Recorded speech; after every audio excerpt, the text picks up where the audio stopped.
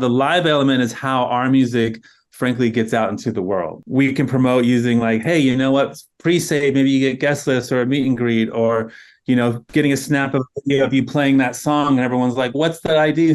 What's Ari playing? And then it's like, you can go buy it here on Dirtybird. So that's kind of the economics of it in terms of how the live is. We're the only genre that actually needs that still have downloads. Right. I haven't talked about downloads on this show has been running for 3 years. I've had 150 episodes. This is the first time we've spent this much time on downloads. So,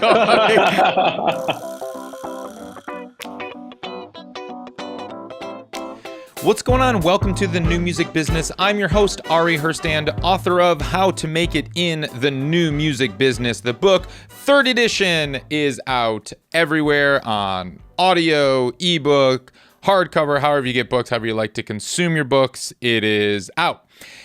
Today, my guests are Sam Sciarra of Higher Ground and Mad Decent. He's head of A&R and brand director at these record labels. These are it's a dance music label, kind of in the electronic realm, and we talk all about that. Higher Ground is an imprint of Mad Decent, and Mad Decent, of course, was founded by Diplo. And Higher Ground and Mad Decent and Sam has 3 Grammy nominations, multiple U.S. dance radio #1s, Billboard, Beatport, and official chart-topping singles. He's worked on over 100 releases from, yes, Diplo and Paul Woolford, DJ Tennis, Damian Lazarus, Jaded, Carlita, just to name a few. And Deron Delgado, he is of Dirtybird Records, another electronic label, dance label. Dirtybird was actually named 2017's Label of the Decade by Mixmag. And Deron has worn many hats over his 20 years in the industry. The Dirtybird record label was started by Claude Von Stroke, the artist, in 2005, and so it's been around quite a while as well.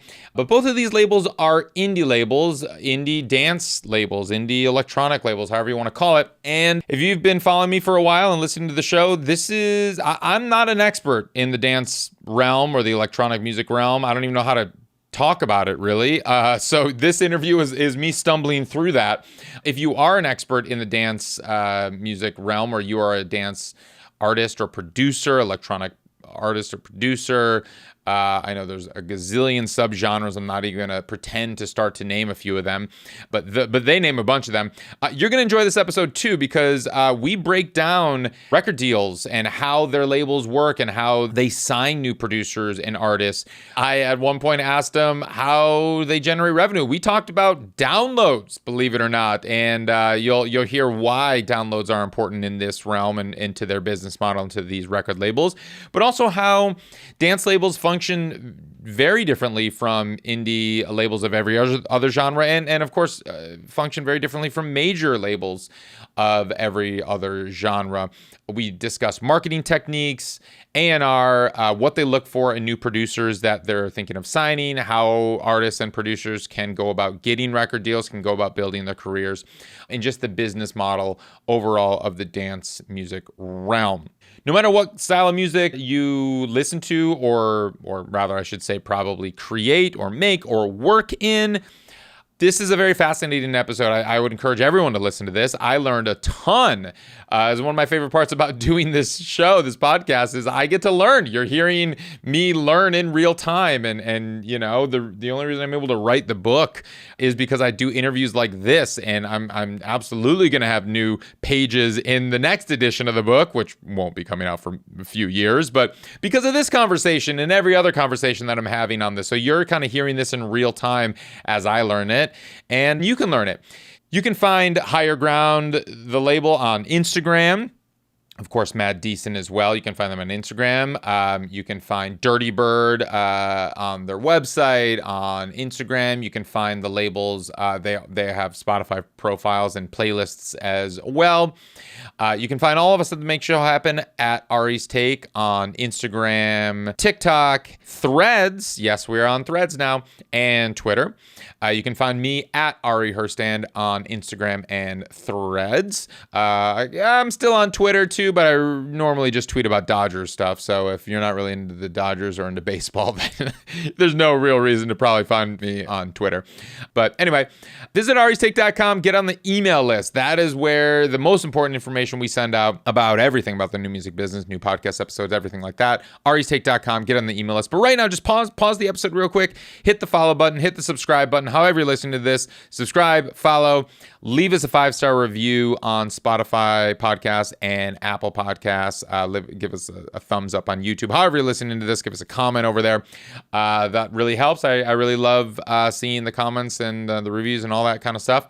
All right, well, let's kick into the show. Deron Delgado, Sam Sciarra, what's going on? Welcome to the show.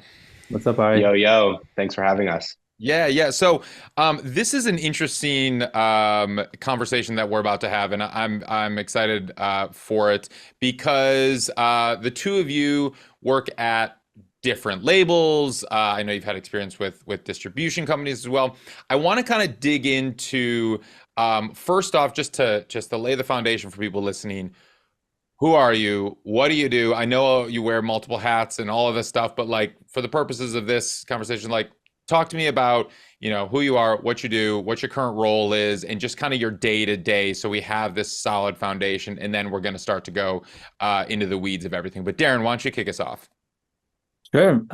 So yeah, I'm the label manager for Dirtybird. Been running the label for going nearly 10 years now.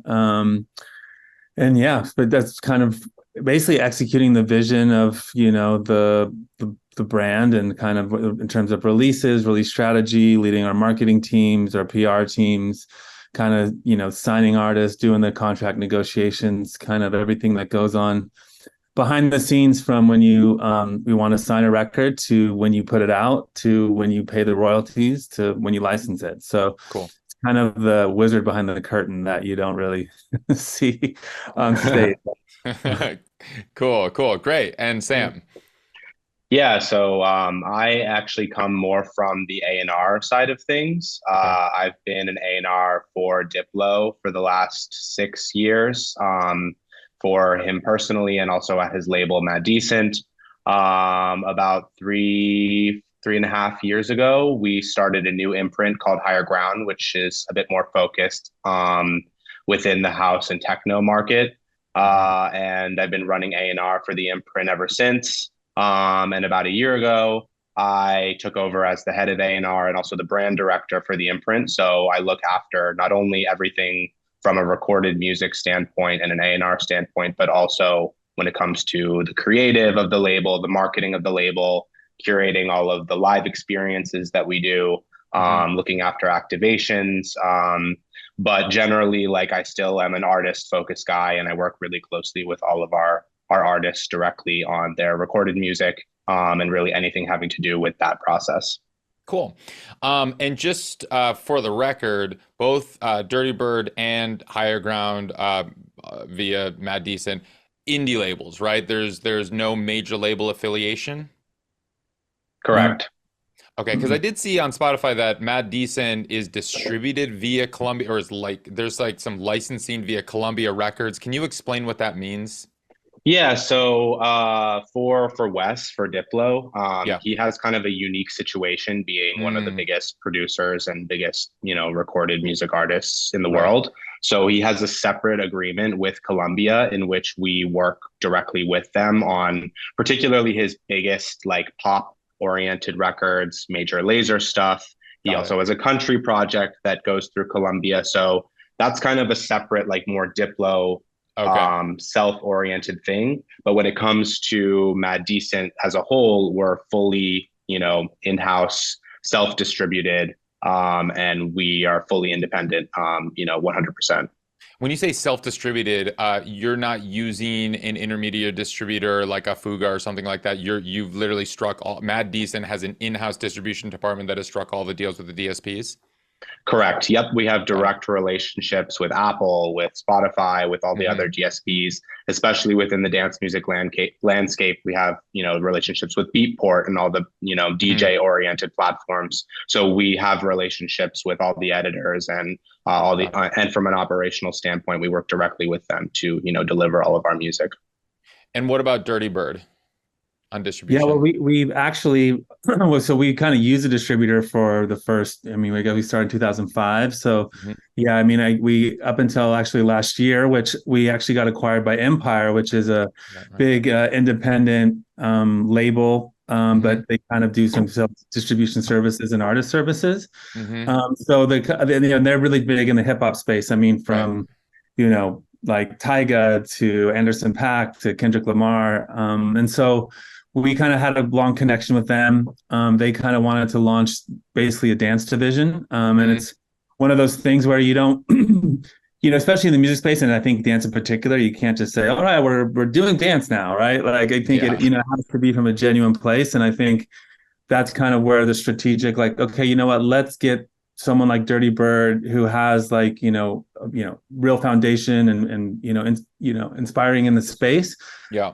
to kind of be as like the tent pole for launching the Empire Dance brand. So that means that, we've now been all under here. All our staff came over, all our label, our publishing, everything like that. But we're kind of using the power of the Empire, machine essentially, which Got it. is similar to the way, like Sam was saying, where, Empire has the direct deals and contacts with, Spotify, Beatport, everything like that. So Sure. that now essentially we've taken out that third party distributor now, and everything is run through this, through the Empire machine, where basically now we are integrated within them.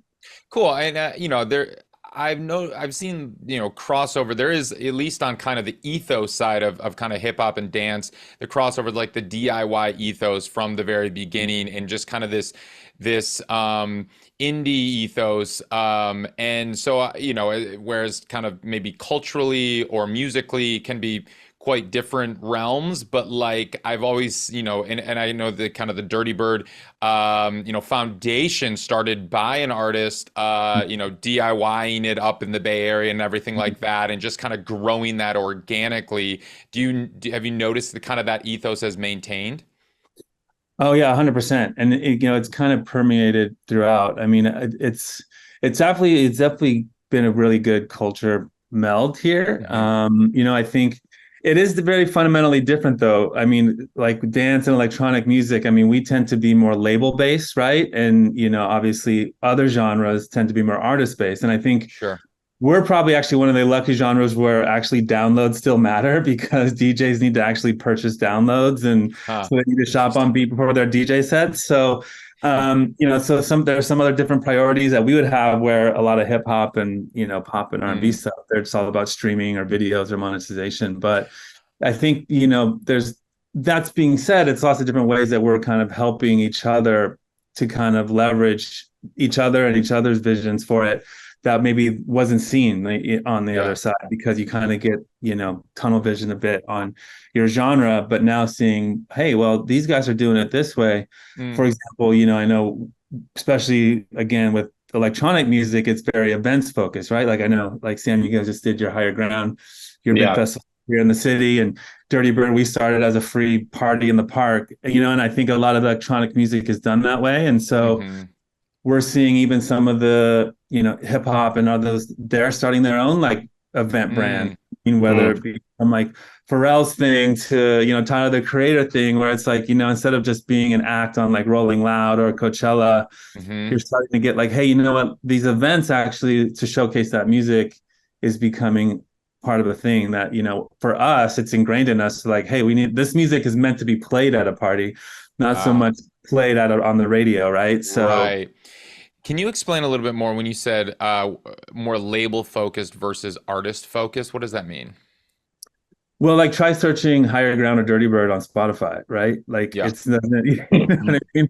But you can search Diplo and you can search Cloud Bun Stroke and all that is. But Right. if you're a DJ, you want to play this music, you go to Beatport or Juno or wherever and you search Mm. Dirtybird, you search Higher Ground and you look at that catalog.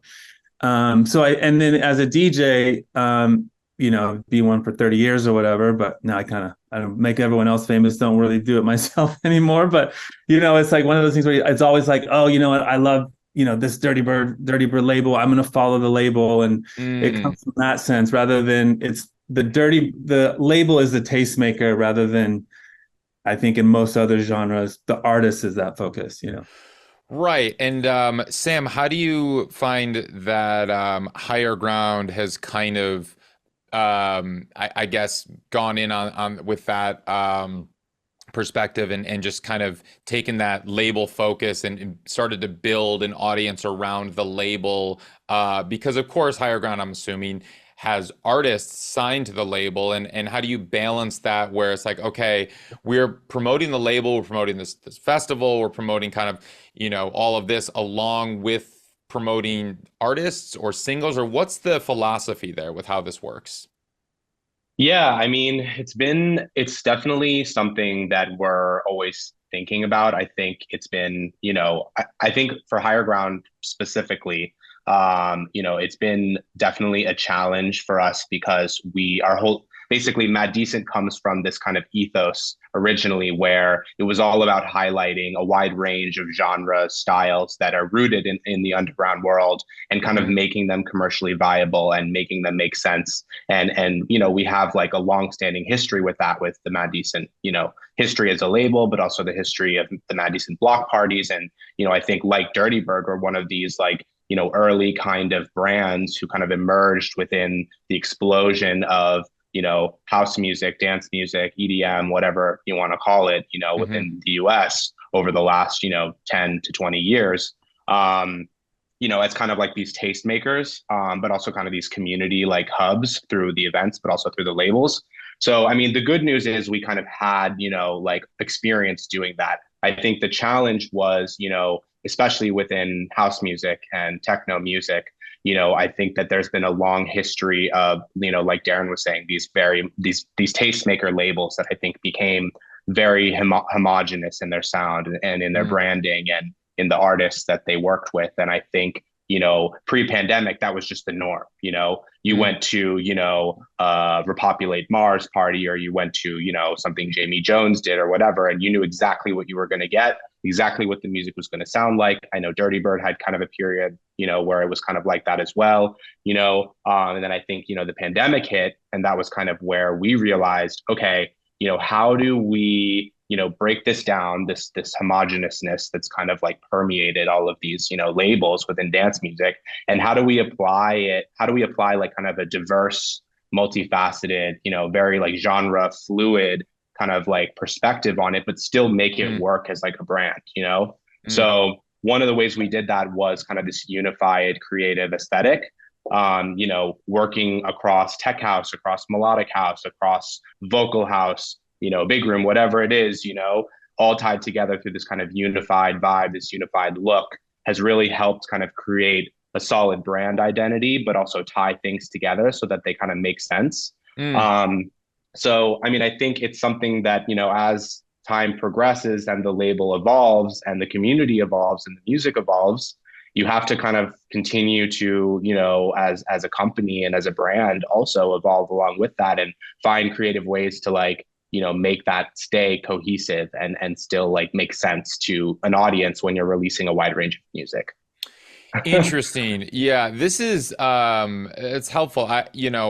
I full disclosure, like I'm not from the dance scene, the electronic music scene. I know very little about it. I grew up, I was a touring singer-songwriter for many years. I grew up in the jam world.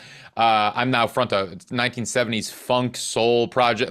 I manage a rock artist. Like I know very, very, Love it. very little about, your world right now. So this is like super fascinating, but this is like really enlightening and educational for me. So like, and obviously I know a lot about the music business as kind of a whole and whatever, but like I'm curious of the business model of your two labels when Darren, I'm fixating on this, like downloads are still relevant for us. Can you just explain what the business model is? Because I was also looking around Spotify, which I would like normally do when I was Right, investigating right. artists. I'm like, wow, the streaming numbers are pretty like modest for some of Mm-hmm. like the biggest artists on your labels or whatever. So I'm just like, Yeah. well, how do your labels make money and what is the business model here? Well, and it's I mean, for a long time, right? I mean, it was vinyl focused, right? I mean, that's even Mm, Dirty. We were all put it on vinyl. sure. and the, you know, obviously for the DJs, like we made music for DJs. It was never played in radios. That was it. It was like, I mean, DJs even for the, like clubs, like you're talking yeah, I about was like like, you know, DJs would, I made a record and I want yeah, Diplo to go play it at the club or the festival or whatever. that's, Like that's yeah, it. That was the okay, limit, right, of it. got There it. wasn't really anything more than that. I mean, you made maybe a couple thousand at the time. And then, you know, then kind of the digital downloads kind of came before the streaming, right? And I think that's when you saw the, you know, the Beatport and those kind of things, they kind of really flourished, and that was their heyday, because then you had all these DJs that now were able to download it, able to download and, you know, stream. And they had the Pioneer came out with the CDJ 100, which was the small silver one that had the pitch control, and that was kind of the game changer in our world, because now we can now control mix records like a vinyl, like a Technics. Can you explain what that is, what you just said? What who came out with what? Is this a piece of technology? Well, what are we talking about here? Like Yes. DJs, you know, DJs use a record, you know, a Technics turntable, right, to mix, and they need to adjust the pitch to mix the records. Right? It's very creative like that. And before, there was never a piece of equipment that did that. And Pioneer, which now is kind of the industry standard, if you go to every club or festival for a DJ, you have Pioneer CD mixer, TDJs and mixers there. That's it. But they came out with this. It was called the CDJ 100. It was a small silver box CD player that had a pitch control that felt like a record player. Okay. Where you could control the speed and tempo and mix your records. Got it. Like a vinyl player. And that's kind of opened the door to Beatport and all these other digital download stores. And that's kind of where the downloads came in. And then it was, and you know, now with streaming, it's, you know, it's kind of runs on another track, which is more of like the fans. So I always say, like, you know, the analogy I always use, you go to a club, there's 1,000 people there. There's probably only 100 people that are actually buying their music on downloads. But the other 900 are there to like pay the entry fee, buying the t-shirts, buying the drinks or whatever. So us as like dance labels, we really have to market to two different tracks. Like we have to market to DJs by sending out promos, getting the download stores, making sure that marketing track is serviced. But then we also have the fans, the people that are paying $50 to go to the festival and, you know, buying $20 for the t-shirt. They still don't want a download. They're not going to go to Beatport and pay $2. They want to stream or Pandora or watch the videos or whatever. So for us, it's like we have these two distinct tracks that, you know, they kind of intermingle, but we kind of have to market them individually because they, you know, it's just two different groups, frankly. So when you're marketing, you know, the live events or the merch, or whatever, is it safe to assume that most of the deals that you have with your artists are 360 deals? No. So I still don't understand, if you're marketing, like, are you making money on, like, when one of your artists plays a club or something like that? If you're not doing it, if you don't have a 360 deal and you're not taking revenue from live or from merch or from whatever, are you acting as a promoter, and then are you putting on festivals and these shows that your artists perform? So it's like when the artists are performing in clubs, is that like a Dirtybird night that is, you are essentially the promoter of this? Or I guess I'm missing that fan component of how you're still making money. Well, it's structured a bit differently, right? Like, so for example, we have it's called our Dirtybird Players Tour that's going on right now, where Dirtybird, the brand, we have like Claude Von Stroke, and then other younger artists are going out and they're doing shows around the country, whatever, booking that. But the promoter at the club, they pay the artist their booking fees, which we don't take, but we get a branding fee for using Dirtybird. Then there's us, where Dirtybird, we throw a festival like Dirtybird Campout, or that's our own, that we self-do it, do everything ourselves, or we actually are putting on the show. But in dance, you know, there isn't really a thing like, okay, I'm going to sign Ari to a song to you, and now I'm going to take a bit of your every gig that you have. Okay. Like that doesn't, but you go out and you play, you get paid by the promoter on your own. We don't take any money, but then maybe you're playing your record. We can promote using like, hey, you know what, pre-save, maybe you get guest lists or a meet and greet, or, you know, getting a snap of video of you playing that song, and everyone's like, what's that ID?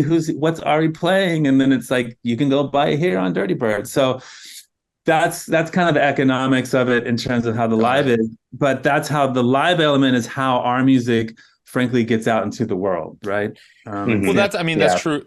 across a lot of genres is like a lot, you know, the live component really can promote the music is like somewhat seen as like the loss leader to the live show oftentimes and stuff like that. But I'm curious, I guess, for both of you guys, if you were to create a pie chart of your revenue and you were to like say, you know, X percent comes from streaming, X percent comes from downloads, X percent comes from these, you didn't like these live events that you're promoting or producing or whatever you want, brand affiliation, whatever you want to call that thing.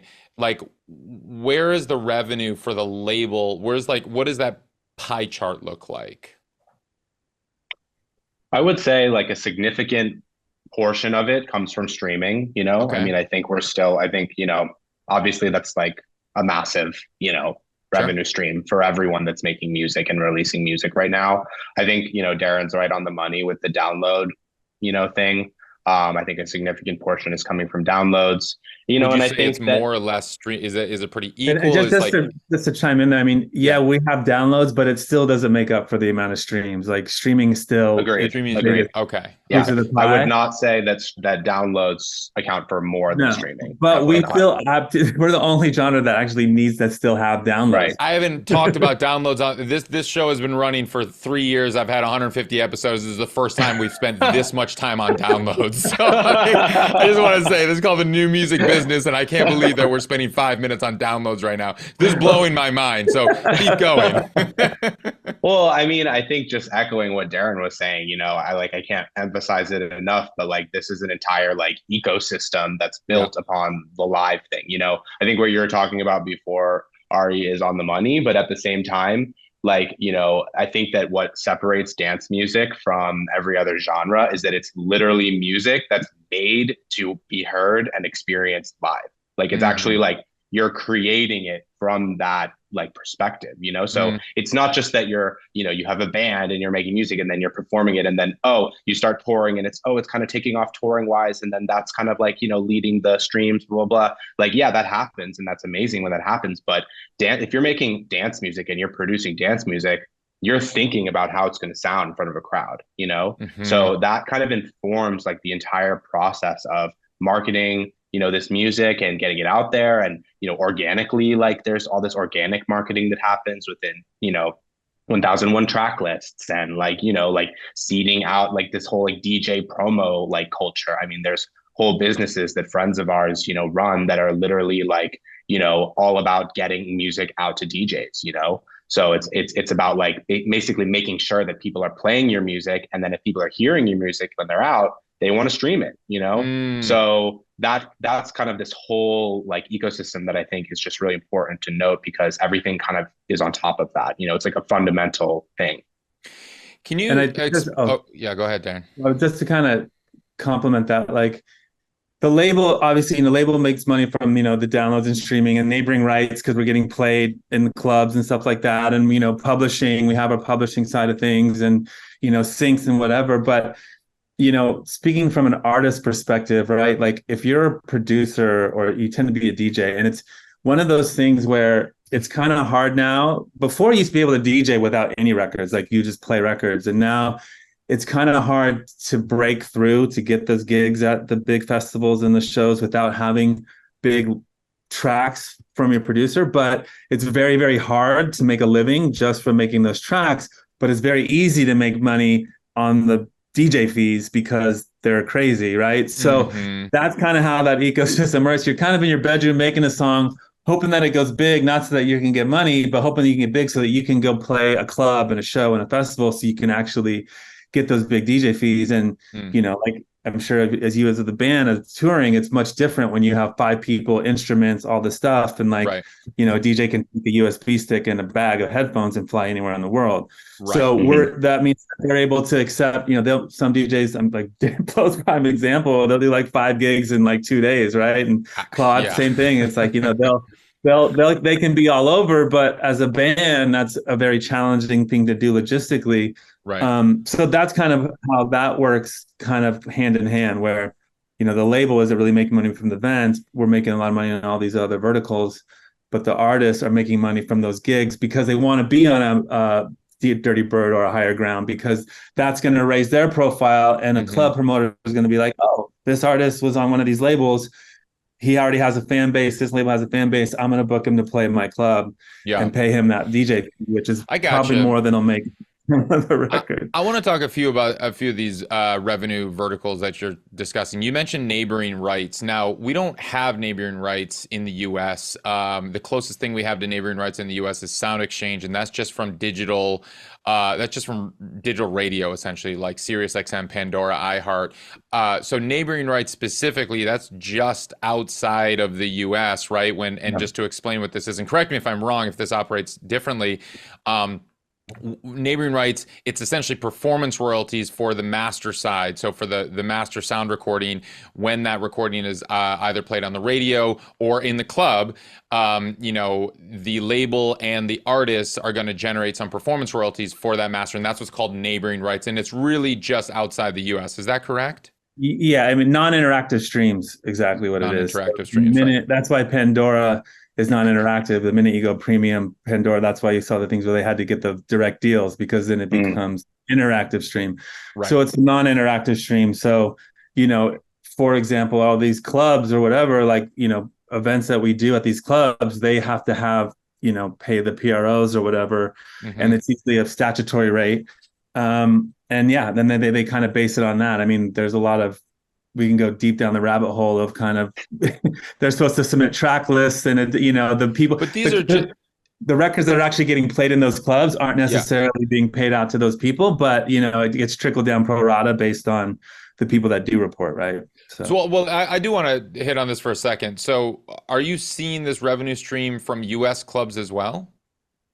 Yeah, through Sound Exchange. Exactly. Yeah. So Sound Exchange is tracking live performances in clubs. I thought it was only non-interactive streams in the US.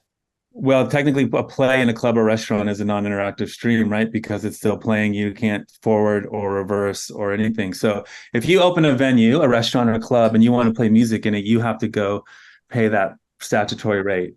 And so that's anywhere in the world. So that's where that non-interactive stream comes in. It's a set rate depending on the capacity of your venue. So, you're supposed to submit playlists of like, hey, this is all the tracks that were played, so you can properly report.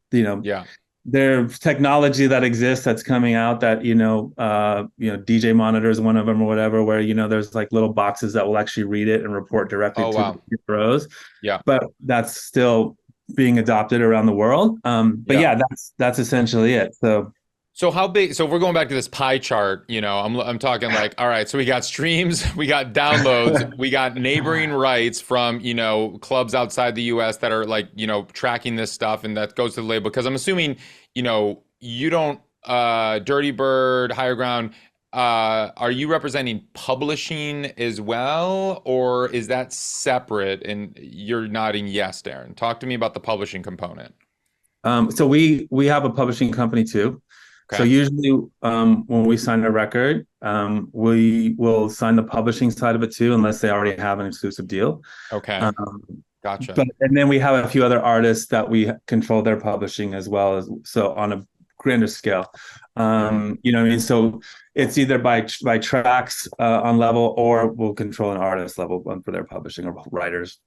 Gotcha. Yeah, it's basically the same type of structure for us. I mean, I think like generally we like to control the publishing if we can, and it's actually very advantageous, especially for smaller, more up and coming producers, particularly from a sync licensing perspective, because if you control both the master and the publishing, it's just way easier to get things pitched and approved and on screen for TV, film, advertisement, whatever it is. But yeah, in general, like, we look to, administer people's publishing if we can. But if it's a larger producer, oftentimes they're already working with their own deals and their own publishing company. And that's a whole other ecosystem. Sure. And I'd love a little clarity, whatever you're able to reveal. I don't know if your deals are pretty standardized or custom, but you mentioned, Sam, just now, we admin the publishing. Break down how most of your deals are working with your artists, with your producers. Are you owning the publishing, or are you just adminning the publishing? And similarly, on the record side, are you doing a licensing deal with your artists, or are you owning the masters in perpetuity? For us, usually we have very fair artist driven deals. Okay. So we are generally signing licensing type deals for a specific term amount. I would say like our standard is probably like a 25 or a 30-year term. We're, How many a songs? perk. I mean, it depends. It really Okay. depends on, where we're at with the artist, I mean, I think for Higher Ground specifically, I like to sign like more than one master. Like sometimes, I mean, there's a you could just sign one single if you wanted to, but Hmm. I mean, I find generally that it actually really helps an artist if you have, a legal framework to work from that allows you to release more than one master because, within this kind of general, just the vibe of the market right now, and what editors want and what's going to get you more streams down the line. And also just looking at it from an artist development perspective, which is particularly like my interest and my expertise, Hmm. that really allows you to like really build with an artist rather than Mm. just have a one and done and then wipe your hands. That's it. Okay. So yeah, I would say generally it's a 50-50 licensing type structure for for a set term. Hmm. And then if we're controlling the publishing, I wouldn't say we own it. We just kind of collect the royalties, that's what I mean by administer.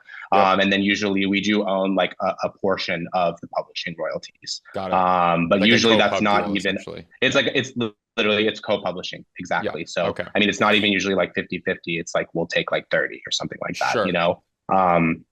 So yeah, And definitely very fair for artists. yeah, no, And they're dealing with absolutely. a lot more difficult structures when you get into, I mean, even other indies aren't that fair. Absolutely. Darren, talk to me about Dirtybird's structure of most of your I deals. mean, very, very similar, right? Okay. The only thing I'll add, it's, yeah, sometimes we'll do some multiple master deals, but another thing that's unique to this world, that it actually benefits the artist and actually the label if it's on other labels, right? Like, I mean, it's kind of one of those things. Yeah, It's like, good hey, point. if I'm an artist and I have a song on just Dirtybird, okay, that's cool, or just Higher Ground, okay, that's cool. But if I have a song on Dirtybird and Higher Ground, my value both as a performer, a DJ, and signing to other labels goes up, and then us, Dirtybird and Higher Ground, we have, hey, this artist is on this. So it's not like the typical major label, again, a kind of genre agnostic type thing where it's like, okay, we're signing you to this 10 track, 15, year deal, only Hmm. can be on Columbia Records, and that's it. You can't go anywhere else. Right. For Mhm. us, it's like, well, actually, no, we want you to put a record on Higher Ground because then you're going to reach their fans and they're going to know about us, your records on Dirtybird. That's So cool. it is one of those unique situations where that's why we sign, majority of the times they're kind of single based, where it's like, hey, we Got it. like this song. It fits our record. It fits our record label. We'll sign it for just this one. We'll put marketing and PR and all this stuff into it. Hmm. But there's no commitments outside of that, unless we get into an album, right? Where then it's like, okay, we want to sign an album. We really believe in this artist. Let's work on an album with multiple singles, and maybe we'll have a right of first refusal or something. But for the most part, for our world, it's very kind of single focus for the dance floor type thing. Cool. Yeah, sorry, just Go ahead. quickly echoing that. I'm so glad that you brought that up, Darren, because I feel like it's actually like one of the sticking points that kind of like separates like the dance music world from like any other market or business or whatever. There's Hmm. just this general like spirit of collaboration and just openness about it that reflects not just like within the music and the culture and just like, how people engage with it and the events and everything, but also like within the way we do business. Like I rarely will sign like an exclusive deal. I mean, on Mad Decent with some of my bigger artists, that's a different story because these are more album kind of focused artists. But when it Sure. comes to like Higher Ground, like it actually adds a lot of value and an artists need to be releasing on a multitude of different labels to kind of showcase their versatility as an artist and as a producer. Hmm. So there's only benefits that come from that, and so these are largely non-exclusive deals that we're signing. Mhm. So cool. So let's talk marketing. How do you approach marketing? Let's first start with kind of a newer artist that you're signing, and it's their single. Like, how do you go about? I don't know if you consider it like breaking an artist, and well, let's even go a little bit before that. And Sam, I know you specialize in A&R as well. Like, Hmm. when are you going to decide first if you're gonna sign a single? What are you looking for in that capacity? And then when you're thinking about taking it to the next stage, how are you going to approach marketing that single from this new artist? Good question. For me, there's kind of like a two-pronged answer. Like on the one hand, and it kind of also probably like reflects like the type of music that I work with and I sign at Higher Ground. Hmm. Like on the one hand, there are these larger commercial records from bigger producers that have a framework and a career to build that's already there, you know? So Okay. you're basically building from an existing kind of like framework of success. Okay. So for me, like how I approach that is largely I want to work with artists that have a track or are making music that sounds a little bit different than something that they've done in the past. You know, like I'm not really looking to sign like, you know, another tech house track from your standard tech house producer. You know what I mean? Like Hmm. that's just not really something I'm interested in because it's not really interesting to me and Hmm. it's not really going to set us apart as a label. Hmm. And I don't really, I mean, further into marketing, there's not much I can do with that, you know? So for example, if I get a big sounding record that sounds different than, you know, the catalog of this artist that, the history of the catalog of this artist, then, you know, maybe I'll start working on it. And then, you know, I kind of use that as kind of a jumping point for the marketing of the record, you know? And I think Hmm. like this kind of goes back a lot to the live conversations that we were having. I Hmm. think, you know, especially with like, you know, the advent of, you know, social media and TikTok and everything, you know, I think like people are engaging with live clips and, like, you know, seeing this music being played live and the crowd reactions to this music being played live, not just in an actual physical live like capacity, but actually like viewing it on their screens, you know? So Hmm. Hmm. largely we look for live content for, you know, to promote the record. Like a big performance where, you know, another DJ has played it and you just collect all of that and create assets that are, you know, promoting the record. I think that's like a big marketing tactic that we've really been leaning on. Hmm. But then like back to the other prong, I think for like a younger, newer artist, Yeah. for me, like I'm a very active A&R. I know that there's a lot of A&Rs who just get records and then they just sign them and then they put them out. I like probably used to do that like when I was just starting out because you kind of have to start somewhere. But like, you know, over the years as I've really like dug deep into like what A&R is and how it works in this, you know, culture, you know, I've become much more active in the way that I approach it. And, you know, when I talk about active, I'm talking about, you know, what do you need to make better music? You know, like, you know, sometimes I'll start working with an artist and they'll send me some ideas and I'll be like, oh, these are great. Like, have you thought about going in with this producer? You know, what do you need? A lot of times I describe it as like, okay, the music's at 70%, 65%, 80%. What can we do to get this to get over that 100% finish line? You know, Hmm. so that could be a range of things: features, collaborations, engineers, mastering engineers, you know, co-producers, additional producers, whatever it is. So I really like try to work with them in a more active way, you know, in the studio. And so I think like from that point, you know, you kind of have to get to a place where you're like, okay, this sounds good. Yeah. And this Yeah. is sounding good enough to actually prepare for release. Then I think, you know, there's a lot of strategies you can employ for marketing. I mean, I think this is where press still kind of comes in handy. Okay. It's kind of like a difficult sticking point at the moment within music in general. Is just like the benefit of press. But I think for newer artists, press actually really can help because it kind of gets the vision across. Hmm. And then I think again, like goes back to the live thing, seeding it to bigger artists, having them play your tracks out, you know, people start asking, who is this person? Who made this? You know, blah, blah, blah. So I think there's that kind of, you know, I mean, there's a lot of crossover between the two, but you kind of have to approach them from a different angle based on where you're at. in your career. When you're looking to sign a new producer, a new artist, just for clarity, are you using those terms interchangeably, producer and artist? Or do you differentiate between a producer and an artist when you're signing someone to your label? Like, yes, like it's weirdly interchangeable in our business. Right. Producers equal artists, but right. like, yeah, I mean, but I'm actually not, probably, because from my perspective, like, an artist is something on its own, especially nowadays. Okay. So producers aren't always artists and vice versa. Okay, but Diplo's both. Yes. Okay, and then got it. So anyway, when you're looking to sign someone, are you looking like, is let me just compare it to, like, a major, not in the dance realm or the electronic realm, when they're not going to sign an artist these days that isn't already established, isn't, they're not even looking at an artist that doesn't even have probably 1 million monthly listeners or whatever, so like, or isn't going viral on TikTok. Do you have a threshold? Do you care about what they've established in the market already, or what do you look for in a new signee when you're considering somebody?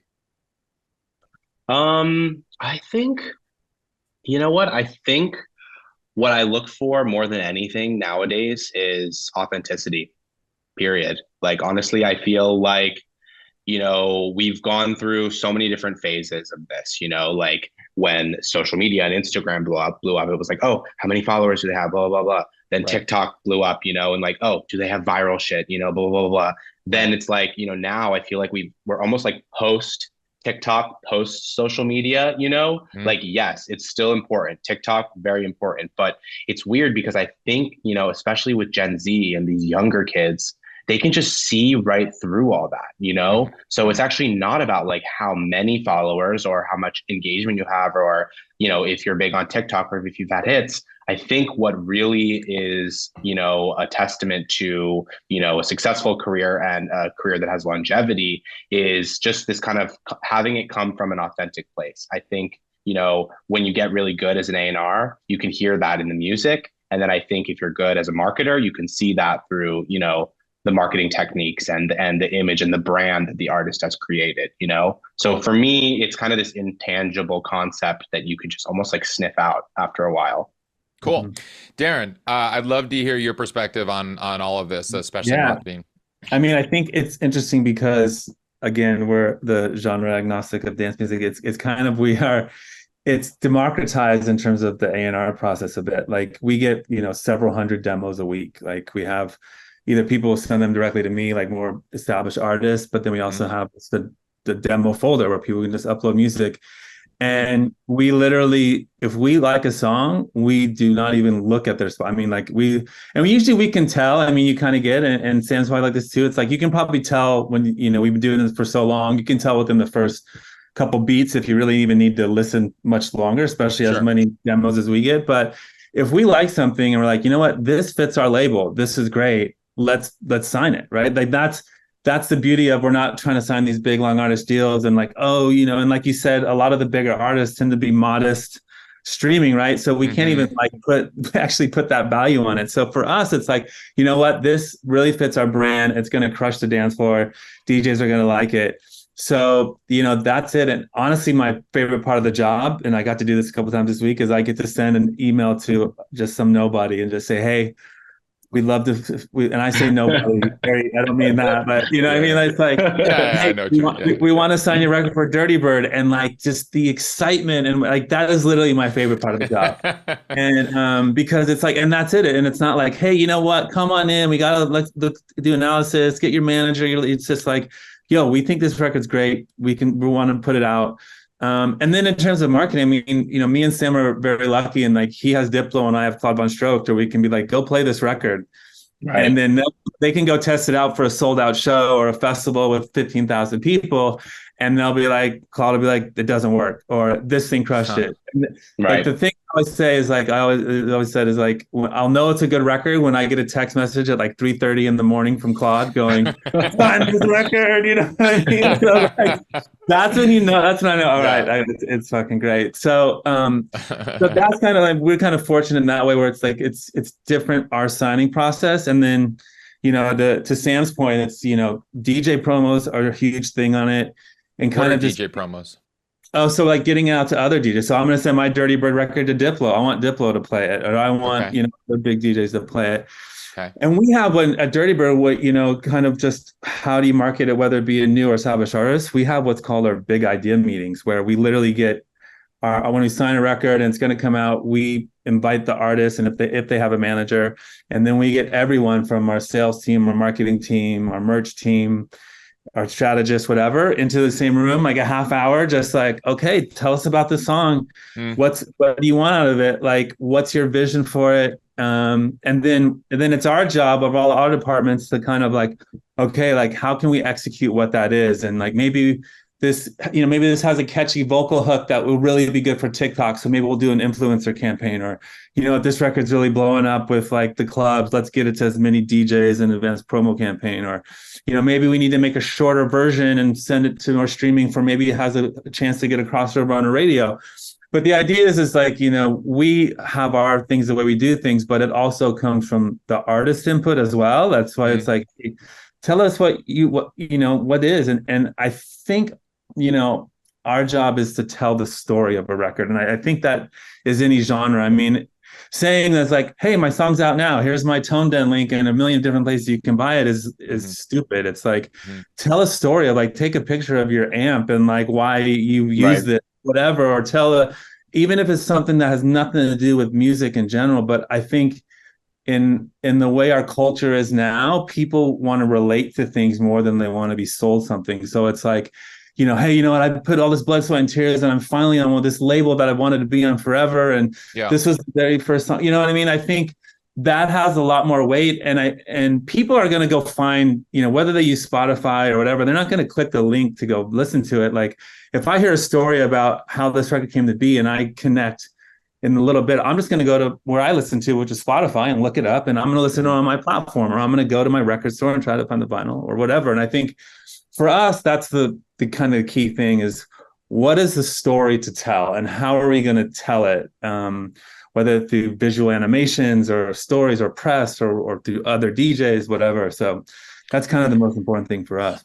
I'm curious. I mean, that's a similar sentiment that I do hear from every other label and every other genre, like telling the story of the artist, and even managers are talking about that. And like, that's key and crucial. I get that. I guess I'm curious, when you guys are only signing singles, and if the focus is like getting these songs played in the club, why does it matter what the story is behind the song? If the song works in the club, it works. If you get that text at 3:30 in the morning, it worked.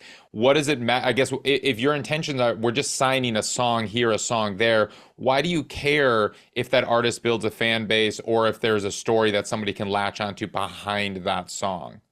Well, it's unlike radio where you turn on the radio and you see what song is playing. That doesn't exist in the club. So you do kind of have to, they might hear it, they might go out and they might hear it. It might not even be on Shazam yet. They don't really know what that is. Okay. So, and you just kind of, the 15-second, attention span, you still want to push content out there. And I hate that word content, but, you still got to push that content out there to our fans to keep relevant, to keep that out there. So, got it. Okay. Sam, what do you have to say about that?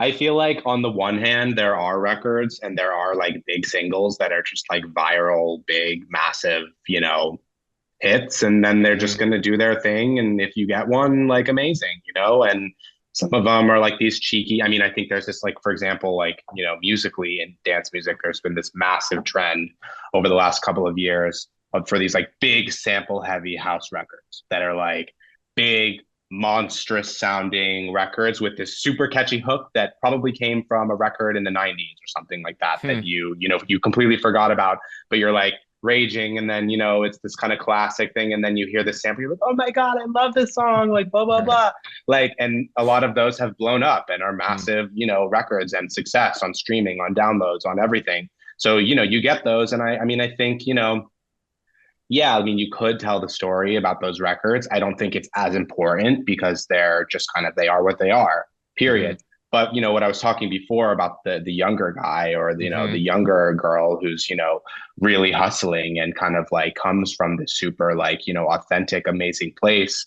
I think it is really important when it comes to like creating longevity in their career, to somehow get across their story, the narrative, for how, I mean, I look at it like, I mean, again, that from an A&R perspective, like there's like the narrative within the actual music, and then there's the narrative within the marketing, and then within the artist's like trajectory, so you kind of have to like make them both make sense with each other. And I think if you're looking from like a more serious perspective, like if you're actually taking dance music seriously, which both Deron and I are, and all the people in our industry are, like, you kind of have to think about how am I going to make this last?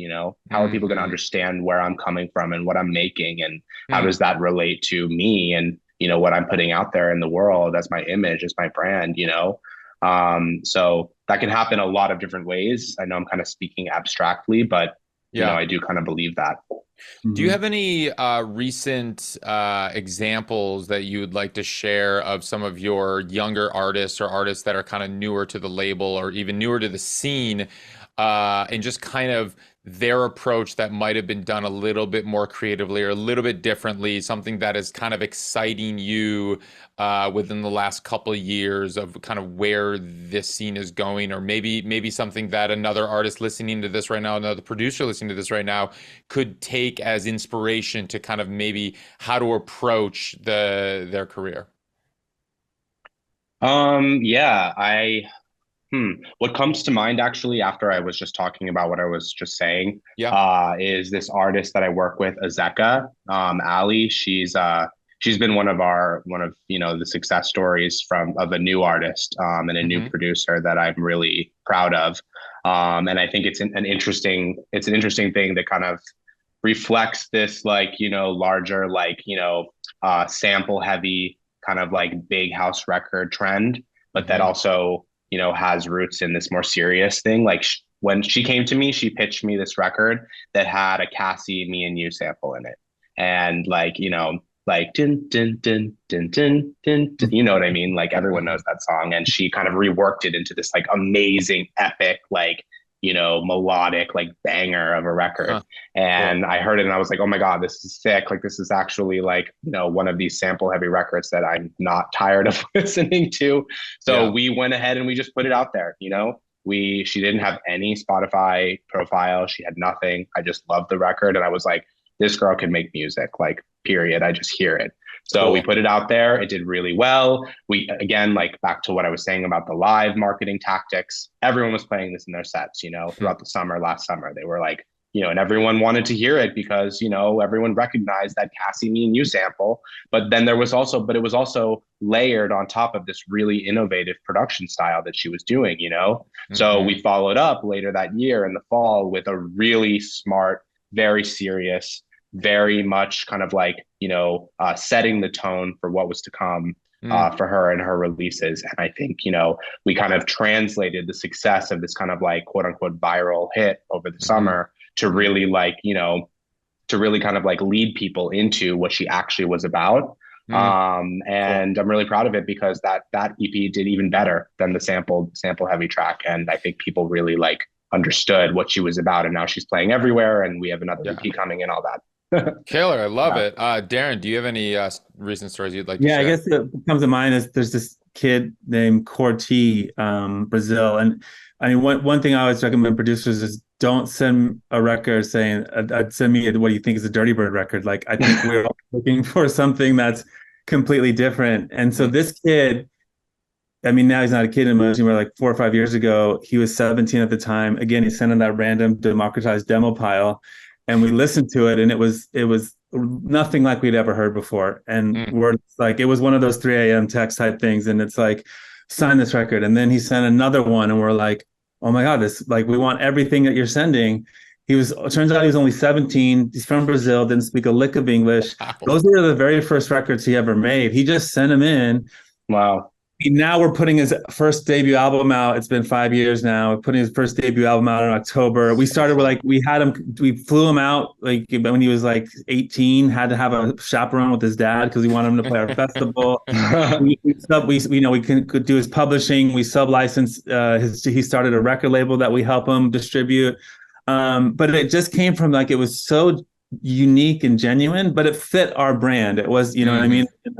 So I think that, I think Sam touched on it. It's like what you're looking for. You want something that's unique. And it's like, I don't want to hear another Dirtybird record. We've done that for 20 years. Like, I want to hear something that, I think our labels are in the sense that we are fortunate enough that we can expand. We're not in a box, anymore, where we can feel it more, we can take those risks. Whereas like another label that's starting out, it's like, well, what this doesn't make sense. So so I'm seeing now, he, like I said, we're putting his debut album out in October, and just to watch how he's grown. He's touring the US and Europe, and it's just great to see. And for me, especially, like I said, I used to be DJ, but I don't anymore. But living vicariously through that, and like still me, I get to have that part of it, is really, really good. So cool.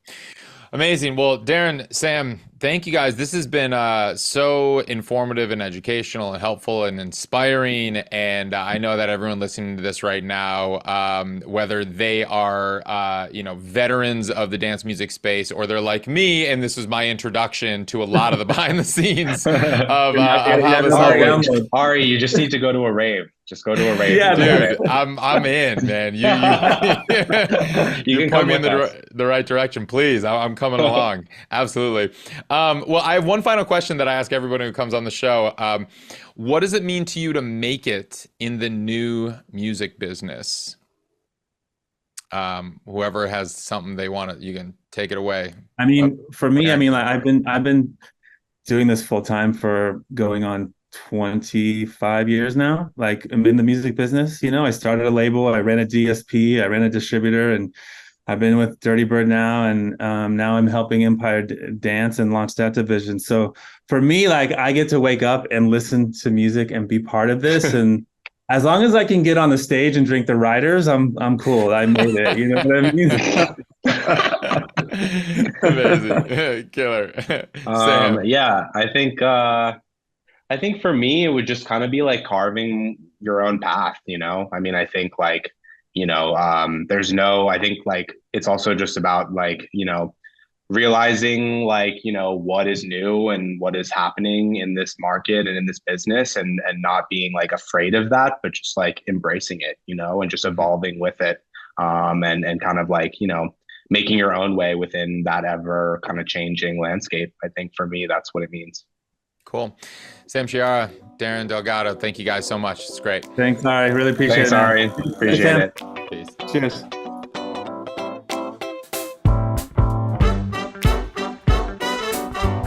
Today's episode was edited by Mikey Evans, with music by Grassroots District, and produced by all the great people at Ari's Take.